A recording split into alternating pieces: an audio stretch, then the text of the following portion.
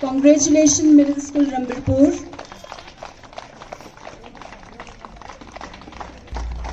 Round of applause for High School Shea.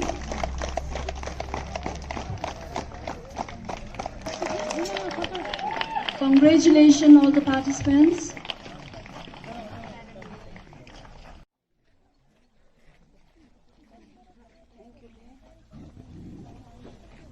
Okay, second question of this round to Team A is. उनका speech मुझे लगता है record करके सारे schools में डिस्ट्रीब्यूट करना चाहिए, जहाँ जहाँ भी हमारे ICDS सेंटर्स हैं। तो बहुत ही अच्छा उन्होंने समअप किया। ये प्रोग्राम जैसे विजुअलाइज किया था सेंट्रल गवर्नमेंट ने, और इस प्रोग्राम्स के क्या क्या कंपोनेंट्स थे, क्या क्या विजन थे और क्या क्या इसका अचीवमेंट हमारे अचीवमेंट को एनविसाज किया गया था, वो सारा मैडम ने पूरा का पूरा समअप कर दिया। तो बहुत ही अच्छा स्पीच था। तो मैं यही गुजारिश करूंगा, यहाँ पे बच्चे हैं, हमारे प्रिंसिपल्स हैं, हमारे विलेज पंचायत के जो मेंबर्स हैं, जो उन्होंने बोला उनकी बात को गांठ बांध ले बिल्कुल। सबसे पहले तो मैं इस प्रोग्राम से शुरू करूंगा। ये प्रोग्राम का जो स्टैंडर्ड था एक्चुअली बहुत हाई था, बहुत ही अच्छा था। तो मैं तो चाहता था मैं भी कुछ आंसर्स बोलूं, एक दो पेन मैं भी जीतूं, बट नहीं, बहुत ही स्टैंडर्ड अच्छा था, मैं नहीं कर पाया। आई कॉन्ग्रेचुलेट का पंजाले जिन्होंने 2-4 आंसर बोले, तो बच्चों का ने भी बहुत ही अच्छी तरह से उसका जवाब दिया, तो आई कॉन्ग्रेचुलेट। और क्वेश्चंस का जो अलग अलग राउंड्स में जो अलग अलग टाइप के क्वेश्चंस थे, बजर राउंड, पिक्चर राउंड, तो उससे एक चीज़ ये साफ दिखाई देता है कि टीचर्स का कितना कमिटमेंट है। एक तो होता है प्रोग्राम रखना just for the sake of it. बहुत सारे जगह पे मैंने देखा है प्रोग्राम रखा जाता है, जल्दी जल्दी में वो करके समाप्त कर देते हैं, मगर यहाँ पे एलाबोरेट तरीके से मतलब वेल थॉट आउट, हमें वहीं से लग रहा था कि कितना थॉट आउट प्रोग्राम था ये। मतलब अलग अलग राउंड्स टीचर्स ने सोचा होगा भी ये वाला राउंड में बजर राउंड रखेंगे, पिक्टोरियल राउंड रखेंगे, और अलग अलग तरह के क्वेश्चंस बच्चों को अलग अलग वेज में बच्चों के ब्रेन को स्टिमुलेट करेंगे। तो बहुत ही अप्रिशिएबल था, बहुत ही हार्टनिंग था। और ये परसेप्शन है, ये परसेप्शन हमेशा रहता है कि गवर्नमेंट स्कूल्स में जो है एफर्ट की कमी दिखती है, मतलब सबकी तरफ से। तो बट यहाँ पे ऐसा बिल्कुल नहीं दिखा। आई वुड से कि ये we are on par with the government. अगर किसी प्राइवेट स्कूल में भी ऐसा होता तो मुझे नहीं लगता इतना अच्छा प्रोग्राम शायद वो लोग ऑर्गेनाइज कर पाते इतने शॉर्ट टाइम में। तो I congratulate the staff, teachers, जो बच्चे यहाँ पे पार्टिसिपेट उन्होंने किया है। तो इसके बाद उस प्रोग्राम में जो क्वेश्चंस थे वो बहुत ही वेल थॉट आउट इसलिए थे क्योंकि सारा का सारा जो न्यूट्रिशनल डिसऑर्डर्स से रिलेटेड है, ऑलमोस्ट सारे के सारे कवर थे। थायराइड कवर हुआ, goitre deficiency of thyroid, goitre cover हुआ, डायबिटीज कवर हुआ, आयरन डिफिशिएंसी एनीमिया कवर हुआ, प्रोटीन एनर्जी माल न्यूट्रिशन कवर हुआ, क्वाशियोरकर और मरासमस। वहाँ पे क्वाशियोरकर किसी ने मतलब क्वाशियोरकर हाँ जवाब दिया था। इसमें यह है कि बच्चों को पता है कि क्या है, थोड़ा सा उनको और समझाने की जरूरत है। प्रोटीन एनर्जी माल न्यूट्रिशन 2 तरह के होते हैं, क्वाशियोरकर और मरासमस, कुछ बड़ों में होता है कुछ छोटों में होता है। तो ये थोड़ा सा अगर बच्चों को ना थोड़ा सा और इसके बारे में बताया जाए ताकि एक स्पार्क, वो लोग खुद पढ़ेंगे, बच्चों को पूरा थ्रू आउट बुक समझाने की जरूरत नहीं होती। थोड़ा सा शुरू में उनको स्पार्क पैदा करें कि थोड़ा सा उसके बारे में बताएं। अदरवाइज क्या होगा, घर में भी हम देखेंगे मोस्टली हम जो कंप्लेन करते हैं आजकल के पेरेंट्स की, जंक फूड बहुत खाते हैं बच्चे। थोड़ा सा इनको अगर बच्चों में ही अपनी तरफ से ये एक उनमें ये क्यूरियोसिटी अगर हम जगा दें, स्कूल्स प्रिंसिपल्स और टीचर्स और जो भी यहाँ पे वो हैं जो यहाँ पे एल्डर्स हैं उनकी तरफ से कि देखिए बैलेंस डाइट क्या होता है। प्रोटीन कंपोनेंट होना चाहिए, कार्बोहाइड्रेट कंपोनेंट होना चाहिए और फैट कंपोनेंट होना चाहिए, अलग अलग प्रोपोर्शन में होता है। एक बार ये बच्चों को समझ में आ जाए फिर ये जो भी खाना खाएंगे उनके दिमाग में रहेगा भी कैलोरी कंटेंट किसमें कितना है। एक बच्चों को ये जरूरत है कि अपना देखें एज ग्रुप के हिसाब से अलग अलग कैलोरी जो है इनटेक की जरूरत होती है depending upon the age group on, और जो काम उस तरह के heavy worker, moderate worker, sedentary worker, इस तरह के हिसाब से। लड़कियों में कुछ रिक्वायरमेंट ज्यादा होता है बिकॉज ऑफ सर्टेन थिंग्स, उनका फिजियोलॉजिकल मेकअप ही ऐसा होता है। तो ये सब चीजें अगर बच्चे खुद पढ़ें, उनको पहले से थोड़ा सा उनको बताया जाए तो वो मुझे लगता है खुद ही उस पर वो करेंगे कि जो वो खा रहे हैं इनटेक उसका वो खुद ही कैलकुलेट कर सकते हैं, डाइट चार्ट बना सकते हैं। तो मतलब किस अंडे में कितना कैलोरी कितना होगा और उसमें से फैट का प्रोपोर्शन कितना होगा, कार्बोहाइड्रेट का प्रोपोर्शन कितना होगा। ठीक है, ये सारी चीज़ें बहुत ज़रूरी इसलिए है क्योंकि ये हैबिट बन जाता है। ठीक है, बाद में समझाना, बाद में हमें पता चलता है कि भी ऐसा भी होता है, बैलेंस डाइट करके भी कोई होता है ना, मैंने बंच मन पता चमन। तो अगर ये बच्चों को पहले से ही हो जाए तो एज अ हैबिट उनमें ये पता चलेगा कि भैया कैलोरी इंटेक जो है कैसा होना चाहिए। और ये जैसे मैम ने बात की शुरू से ही, आई मीन मैडम ने एक बहुत ही अच्छी बात बोली, शायद बहुत लोगों ने नोटिस नहीं किया, उसको मैं रिट्रेट करना चाहूंगा। एनीमिक बच्चे मोस्टली उन मदर्स में होता है जो पहले से एनीमिक है, इंटरजेनरेशनल एनीमिया कहा जाता है इसको।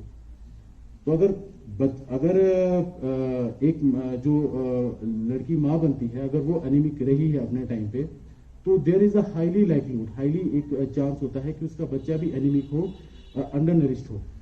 तो ये टोटली अवॉइडेबल होता है। ऐसा नहीं है कि मैडम ने बिल्कुल सही बात कही कि ऐसा नहीं कि हमें खाने की कमी की वजह से किसी को कैलोरी डिफिशिएंसी नहीं होता, बट जो कैलोरी कंटेंट है, जो टाइप ऑफ फूड जो है, उसकी वजह से ये जो है एनीमिया और बाकी सारी डिफिशिएंसीज होती है। इसमें बहुत गौर करने वाली बात है। और हम ये हमेशा बोलते हैं कि लद्दाख में शायद नहीं होगा, लेकिन जैसा मैडम ने बोला डेटा के साथ कि हर स्कूल में, अगर एक स्कूल में इनको 2 या 3 आंगनबाड़ी सेंटर्स में मिलता है तो 400 साढ़े 400 लेकर मिला के, तो मतलब मुझे लगता है बहुत सारे बच्चे हमारे मतलब स्टंटेड होंगे, वेस्टेड होंगे।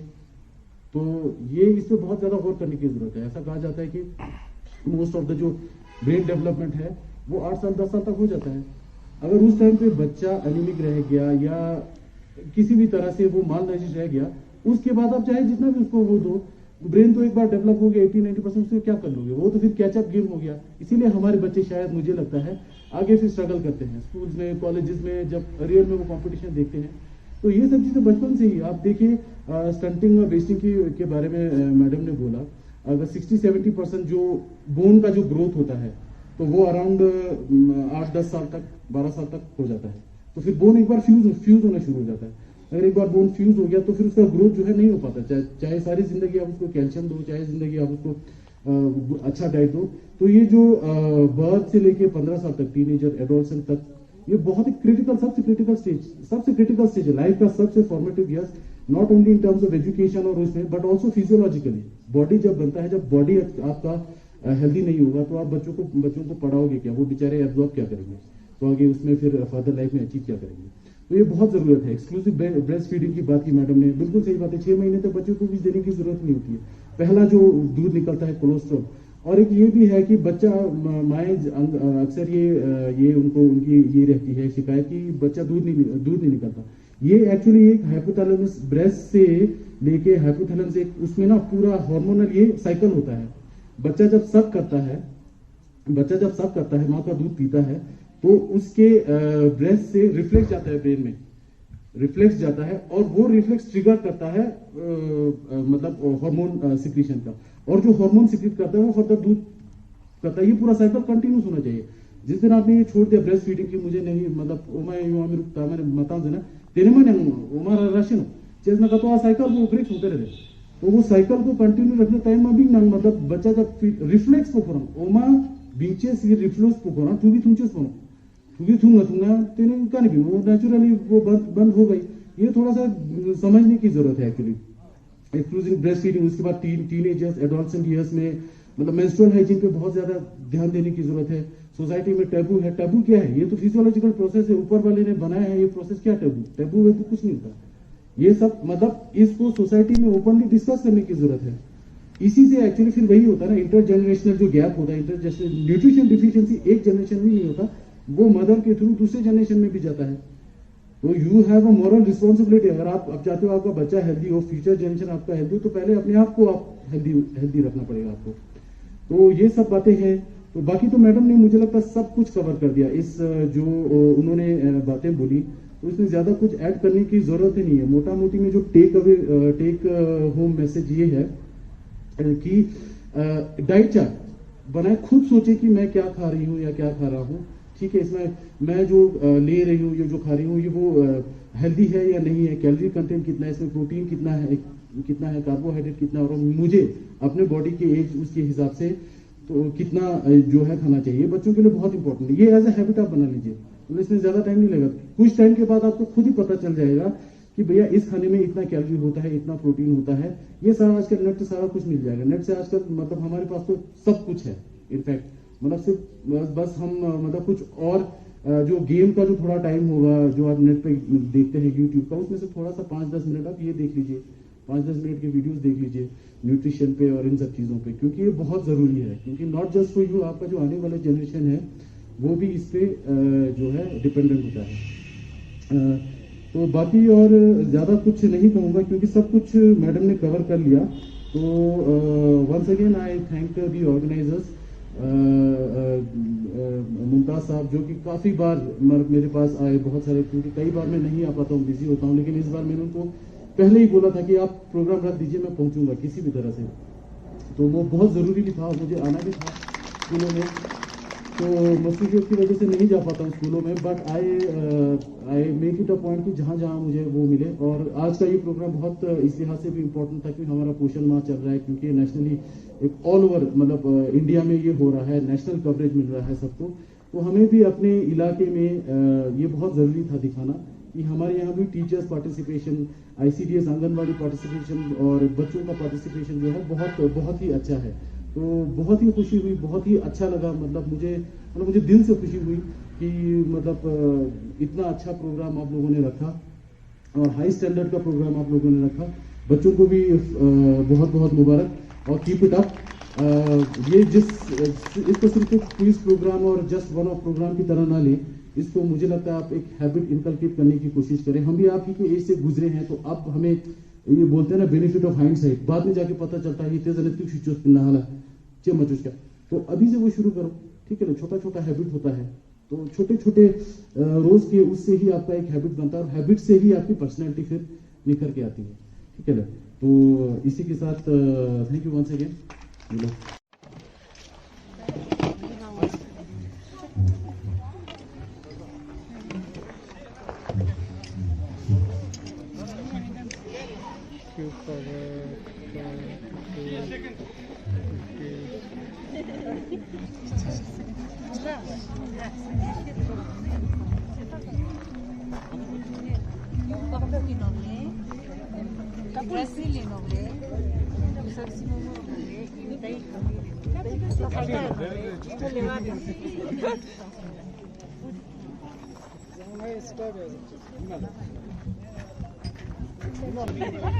सर आज ठीक से गवर्नमेंट हाई स्कूल में आपने एक प्रोग्राम रखा है, तो उसके बारे में थोड़ा सा बताएंगे। तो सबसे पहले तो मैं आप लोगों का शुक्रिया अदा करूंगा कि आप लोग यहाँ पर कवरेज के लिए तशरीफ लाए हैं। और दूसरी बात जो प्रोग्राम का ताल्लुक है, ये हमने यहाँ पर एक क्विज़ प्रोग्राम का कंपटीशन रखा था जो एडजॉइनिंग 2-3 स्कूल ने यहाँ ज्वाइन किया था। तो ये खुसूसन पोषण अभियान के मौके पर ये क्विज़ प्रोग्राम हमने मुनक़्क़द किया था, क्योंकि आज पूरे हिंदुस्तान में पोषण अभियान चल रहा है, पोषण माह, जिसमें जो 1 सितंबर से तकरीबन पूरा महीना ये प्रोग्राम चलेगा। और इस महीने में लोगों को ये आगाह किया जाता है कि बच्चों के द्वारा घरों में ये पैगाम पहुंचाया जा रहा है कि पोषण और कुपोषण के बारे में जानकारी घर घर तक पहुंचे, क्योंकि हमारे लद्दाख में लोगों का कहना है कि यहाँ कुपोषण बहुत कम है, लेकिन अगर सही मानों में देखा जाए तो ग्रास रूट लेवल पे अगर इसकी जांच की जाए तो पता चलता है कि बहुत सारे ऐसे बच्चे हैं, ऐसे महिलाएं हैं जो कुपोषण जिनमें पाया जाता है। तो इन्हीं चीज़ों को दूर करने के लिए आज हम बच्चों को हमने यहाँ पर क्विज़ प्रोग्राम रखा था, जिसमें बीमारियों के बारे में भी जानकारी दिया और जो इस पोषण अभियान में जो भी बच्चों को इनके बारे में रोशनास कराना था, वो बच्चों के द्वारा हमने लोगों तक पहुँचाने की कोशिश की है। तो सर ये आने वाले समय में आप हमारे आम जनता को क्या मैसेज देंगे ये सेहत के बारे में, जैसे आपने बताया पोषण माह, उसके बारे में क्या मैसेज रहेगा? तो जिस तरह से यहाँ आज बहुत सारे मुकर्रिरीन ने तकरीर में ये फरमाया कि पोषण क्या होता है और कुपोषण क्या होता है, तो ख़ासकर मैं जिक्र करूँगा कि ICDS CDPO मैडम जो यहाँ पर थी, उन्होंने विस्तार से इस बारे में बताया। तो ये लोगों को ये पता चलना बहुत ज़रूरी है कि घर घर में पैगाम पहुँचाना ज़रूरी है। मैं समझता हूँ कि बच्चों के ज़रिए ये पैगाम पहुँच सकता है, ताकि लोग इन्हीं बीमारियों के बारे में, जो पोषण और कुपोषण, इन दोनों के बारे में उनको आगाही मिले, और बच्चों को ख़ासकर ग़ज़ाइयत की तरफ तरजीह दी है कि वो अच्छे ग़ज़ा इस्तेमाल करें, घरों में जो खाना बनते हैं वो इस्तेमाल करें, जंक फूड से वो परहेज़ करें, क्योंकि ज़्यादातर बच्चे आजकल जंक फूड का शिकार होते हैं। जो जंक फूड ज़्यादा इस्तेमाल करते हैं उनमें बहुत सारी बीमारियाँ पाई जाती हैं, जैसे कि एनीमिया सबसे पहला उनमें पाया जाता है। तो यही मेरा मैसेज है कि लोग इन बातों को सुने, अमल करें, और आइंदा आने वाले दिनों में घर घर तक ये पैगाम पहुँच जाए। पोषण माह को इसलिए बनाया गया है क्योंकि पोषण माह बनाने के लिए इसके कुछ ऑब्जेक्टिव्स रहे हैं, 4 ऑब्जेक्टिव्स रहे हैं, जिसमें हमारे बच्चे जो है वो जब पैदा होने से 5 साल के बच्चों में ज़्यादातर बच्चे स्टंटेड पाए जाते थे, वेस्टेड पाए जाते थे, अंडरवेट आते थे, और साथ ही साथ में एनीमिया भी होते थे। और एनीमिया सिर्फ बच्चों में ही नहीं, माओं में एनीमिया पाए जाते थे, और साथ ही साथ में एडोलेसेंट गर्ल्स में भी एनीमिया पाए जाते थे। और इन्हीं चीज़ों को ख़त्म करने के लिए पोषण अभियान को लाया गया है। अच्छा मैम, ये एक पोषण माह का जो है यहाँ लद्दाख में कितना ये जो इसका असर है अभी तक, अगर आप कुछ बताएंगे? हाँ, तो मैं ये कहना चाहूँगी कि हमारे लद्दाख में भी ऐसा नहीं है कि हमारे लद्दाख में माल न्यूट्रिशन नहीं है, या हमें स्टंटेड वेस्टेड नहीं मिलता है, या अंडरवेट बच्चे नहीं हैं, ऐसा नहीं है। हमारे लेह में भी काफ़ी सारे बच्चे, काफ़ी सारे, मतलब कि अगर एक सेंटर पे हमारे 15 या 20 बच्चे होंगे, उसमें से हमें 1 या 2 बच्चे हमें उसमें भी पाए गए, कुछ बच्चे स्टंटेड और कुछ बच्चे वेस्टेड पाए गए। साथ ही साथ में इसी को लेकर हमारे पूरे लद्दाख खित्ते में, लेह में, खासकर डिस्ट्रिक्ट लेह में, तो हमारे 6 ब्लॉक से, और 6 ब्लॉक से हमारे 484 आंगनबाड़ी सेंटर्स चलते हैं। और इस माह के दौरान, सितंबर के माह के दौरान, हम लोगों ने एक स्पेशल ड्राइव करवाया था, जिसमें हम लोगों ने बच्चों के वेट करवाना, और साथ ही साथ में बच्चों की हाइट को हमने निकाला था, बच्चों की हाइट को भी हमने देखा था। और इसी की, इन दोनों के हवाले से तो हमने बच्चों के BMIs निकाले, तो साथ ही साथ में हमें ये देखने को मिला कि हमारे यहाँ पर भी बच्चे स्टंटेड वेस्टेड पाए गए हैं। तो मैम, अस्सलाम वालेकुम जुले नाज़रीन, एक बार फिर खैर मकदम करते हैं। लद्दाख फ्रंटियर में जिस तरह सितंबर का पूरा महीना पोषण माह का जो एक महीना माना जाता है, उसी सिलसिले में आज हम ठीक से स्कूल में है जहां एक प्रोग्राम रखा गया। हमारे साथ मौजूद है डायरेक्टर स्कूल एजुकेशन के जनाब डॉक्टर सफदर अली साहब। इनसे जानेंगे कि क्या कुछ कहेंगे आज के इस प्रोग्राम के बारे में। अस्सलाम वालेकुम जुले। तो ये programme as a part of initiative है प्राइम मिनिस्टर्स का, जो 2018 में शुरू हुआ, पोषण माह जो हर साल सितंबर में होता है। तो इसी प्रोग्राम के सिलसिले में बहुत सारे स्कूल्स में, पूरे यूटी लद्दाख में हर स्कूल में हमने कुछ ना कुछ प्रोग्राम रखा है, अवेयरनेस प्रोग्राम्स, अवेयरनेस कैंपेन्स रखा है, कई जगह पे क्विज प्रोग्राम रखा है, कई जगह पे पेंटिंग कंपटीशन और ऐसे कंपटीशन रखा है। उसी सिलसिले में यहाँ पे हमारे हाई स्कूल रणबीरपुर में आज क्विज प्रोग्राम एक रखा गया, जो बहुत ही फ्रूटफुल था और बहुत ही लाभदायक मुझे लगता है बच्चों के लिए और पेरेंट्स के लिए ये प्रोग्राम था। डॉक्टर साहब, ये बताइए, जिस तरह कुछ समय पहले इसी स्कूल में 100 ईयर्स मनाया गया था, तो आने वाले समय में क्या इस तरह के स्कूल को आगे फ़ायदा होगा सर, या इस तरह के स्कूल जिन्होंने अपने 100 साल मनाया था कुछ साल पहले, तो इस तरह स्कूल के लिए अब आपकी जो डिपार्टमेंट है उनकी तरफ भी किस तरह की मदद मिलेगी आने वाले समय में? देखिए, यूटी बनने के बाद पूरा स्कूल एजुकेशन डिपार्टमेंट, न सिर्फ स्कूल एजुकेशन डिपार्टमेंट, बाकी सारे डिपार्टमेंट्स भी एक ओवरहॉलिंग उसमें है। तो वॉर फुटिंग पे हर जगह काम चल रहा है, इंफ्रास्ट्रक्चर हो, चाहे सॉफ्टवेयर डेवलपमेंट हो, चाहे हमारे टीचर्स ट्रेनिंग हो, हर जगह पे स्कूल एजुकेशन डिपार्टमेंट में प्रोग्राम चल रहे हैं। तो इस सिलसिले में मैं ये कहना चाहूँगा आसिफ साहब की, क्योंकि अब हम अगले साल से या आने वाले फॉरसेबल फ्यूचर में CBSE की तरफ शिफ्ट कर रहे हैं। हमारा जो पूरा का पूरा स्कूल एजुकेशन जो सिस्टम है, CBSE की तरफ एफिलिएट होने का काउंसिल्स ने और एडमिनिस्ट्रेशन ने ये मिलकर एक डिसीजन लिया है।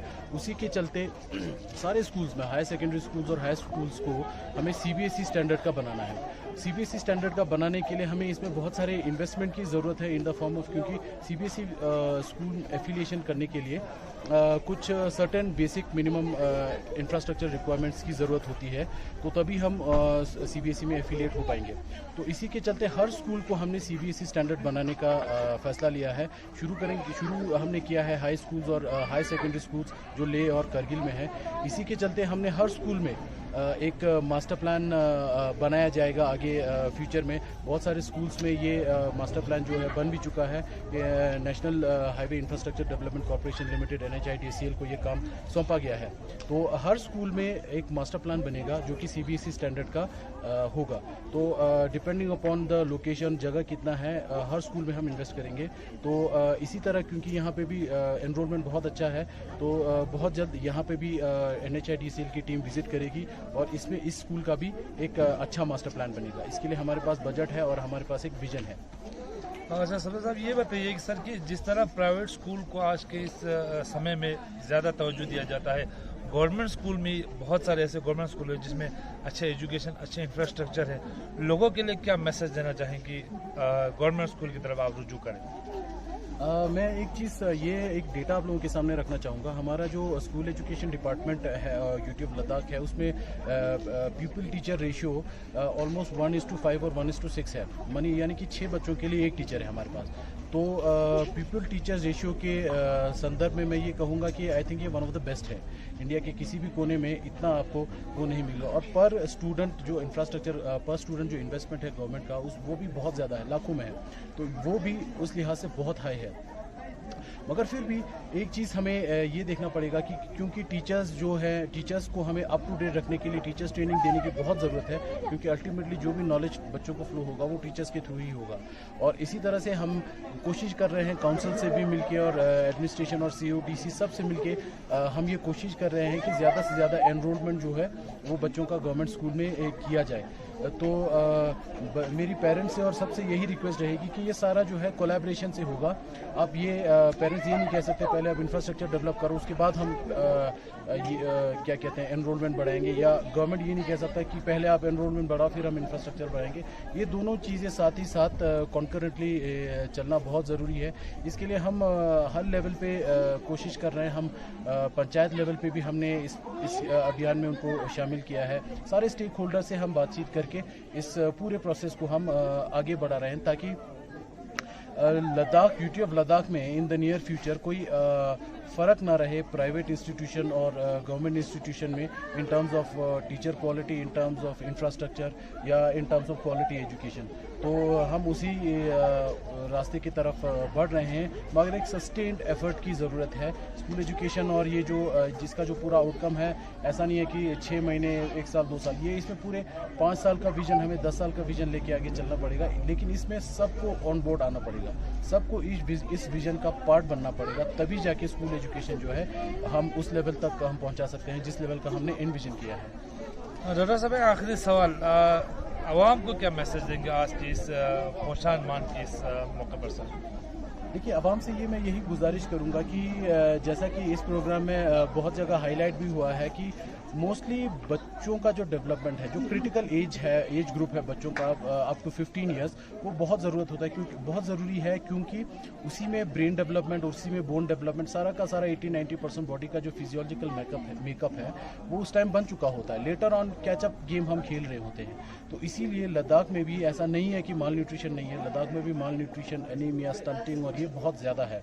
हमारे प्रेग्नेंट औरतों में भी हेमोग्लोबिन की कमी देखी गई है। जब प्रेग्नेंट औरत जब डिलीवरी देते हैं तो हाई लाइवलीहुड होता है कि उसका जो बेबी भी है वो मतलब ग्रोथ में उसमें कुछ कमी देखी गई है। ये ऑल ओवर वर्ल्ड एक पाया गया है। तो इसी तरह से मैं ये कहना चाहूँगा, फ्रॉम बर्थ से लेके जैसे ही बच्चा पैदा होता है, फर्स्ट जो उसका नरिशमेंट होता है, कोलोस्ट्रम बोलते हैं, उसको देना है। उसके बाद ब्रेस्ट फीडिंग करना, एक्सक्लूसिव ब्रेस्ट फीडिंग 6 महीने के लिए। ये सब चीज़ें ऐसे हैं जो सोसाइटी में पता है लोगों, लेकिन फिर भी इम्प्लीमेंट नहीं करते बिकॉज ऑफ, क्योंकि वर्किंग पेरेंट होता है आजकल, सब लोग काम करते हैं, मगर ब्रेस्ट फीडिंग करना बहुत ज़रूरी है। आपके काम से ज़्यादा आपका बच्चा इंपॉर्टेंट है। ये आपको समझने की ज़रूरत है। उसके बाद नेक्स्ट स्टेज ऑफ लाइफ आता है, जब बच्चा इमीडिएटली रैपिड ग्रो करता है, तो उस टाइम नॉर्मल न्यूट्रिशन से ज़्यादा ज़रूरत होती है बच्चों को एडोलसेंट एज ग्रुप में। और उसके बाद जो नेक्स्ट स्टेज, पर्टिकुलरली लड़कियों के बारे में, मेंस्ट्रुअल एक एज आता है जब उसके फिजियोलॉजिकल और बॉडी मेकअप में चेंज आता है। उस टाइम उनको मेंस्ट्रुअल हाइजीन कैसे करना है, वो सब चीज़ों को ध्यान देने की ज़रूरत है। तो जैसे जैसे बच्चा बढ़ता है, फेज़ में आप इंटरवेंशंस अलग अलग किया जाता है, तो उसको सोसाइटी में एक मास एज अ मूवमेंट हमें लाने की बहुत ज़रूरत है। लद्दाख एक छोटी सी सोसाइटी है, कम पॉपुलेशन है, ऐसा नहीं है कि नहीं किया जा सकता, लोगों में भी कमिटमेंट बहुत है, बस अवेयरनेस की कमी है, अवेयरनेस बढ़ाने की ज़रूरत है। तो ये आज का जो प्रोग्राम है हमारा वन ऑफ द इनिशिएटिव है, छोटा सा इनिशिएटिव है इस पूरे प्रोसेस में। तो ये थे हमारे साथ school education director doctor Safdar Ali साहब, जो कि रोशनी डाल रहे थे पोषण माह का जो पूरा है, ये जो महीना मनाया जाता है पूरे भारत में। इसी के साथ लद्दाख फ्रंटियर के आसिफ जुबतरी।